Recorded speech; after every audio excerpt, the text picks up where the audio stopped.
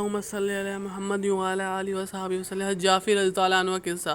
حضرت جعفر تیار رضی اللہ عنہ حضور اقدس صلی اللہ علیہ وسلم کے چچا جاد بھائی حضرت علی رضی اللہ عنہ کے حقیقی بھائی ہیں۔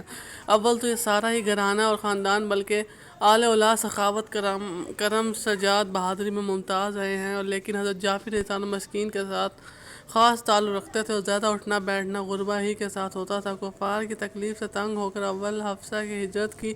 کفار نے وہاں بھی پیچھا کیا تو نجاشی سے اپنی صفائی پیش کرنا پڑی، جس کا قصہ پہلے باب کے 10 پہ گزرا ہے۔ وہاں سے واپسی پر مدینہ طیبہ کی ہجرت کی اور غزوہ موتہ میں شہید ہوئے، جس کے قصے اگلے باب کے ختم پر آ رہا ہے۔ ان کے انتقال کی خبر پہ حضور اقدس صلی اللہ علیہ وسلم گھر تعزیت کے طور پر تشریف لے گئے۔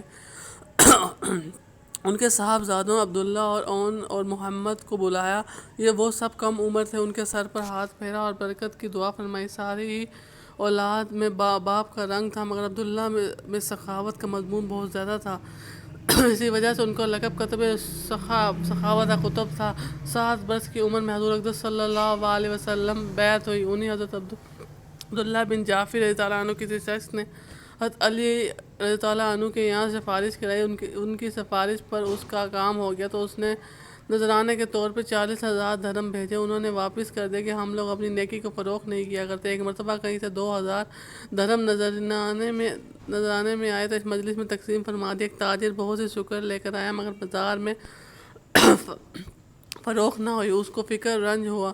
عبداللہ بن جعفر رضی اللہ عنہ اپنے کارندوں سے کہا کہ ساری شکر اس سے خریدو لو اور لوگوں میں مفت لٹا دو۔ رات اور قبیلے میں جو مہمان آ جاتا ہے وہ ان کے یہاں سے کھانا پینا ہر قسم کی ضروریات پوری کرتا۔ حضرت زبیر رضی اللہ عنہ ایک لڑائی میں شریک تھے۔ ایک دن اپنے بیٹے عبداللہ کو وصیت فرمائی کہ میرا خیال یہ ہے کہ آج میں شہید ہو جاؤں گا، تم میرے قرضہ ادا کر دینا، فلاں کا کام کرنا۔ یہ وصیتیں کر کے اس دن شہید ہو گئے۔ صاحبزادے نے جب قرضے کو جوڑا تو 22 لاکھ درہم تھے، اور یہ قرضہ بھی اسی طرح ہوا تھا کہ امانت دار بہت مشہور تھے۔ لوگ اپنی اپنی امانتیں بہت کثرت سے رکھتے تھے۔ یہ فرما دیتے کہ رکھنے کی وجہ تو میرے پاس نہیں، یہ رقم قرض ہے، جب تمہیں ضرورت ہو لے لینا، یہ کہہ کر اس کو صدقہ کر دیتے۔ اور یہ بھی وصیت کی کہ جب کوئی مشکل پیش آئے تو میرے مولا سے کہہ دینا۔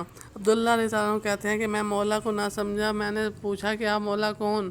فرمایا کہ اللہ تعالیٰ۔ چنانچہ عبداللہ رضی اللہ عنہ تمام قرضہ ادا کر دیا۔ کہتے ہیں کہ جب کوئی دقت پیش آتی تو کہتے ہیں اے زبیر کہ مولا فلاں کام نہیں ہوتا، وہ فوراً ہو جاتا۔ یہ عبداللہ بن زبیر رضی اللہ عنہ کہتے ہیں کہ میں نے ایک مرتبہ عبداللہ بن جعفر رضی اللہ عنہ سے کہا کہ میرے والد کے قرضے کی فہرست میں تمہارے ذمہ 10 لاکھ درہم لکھے ہیں۔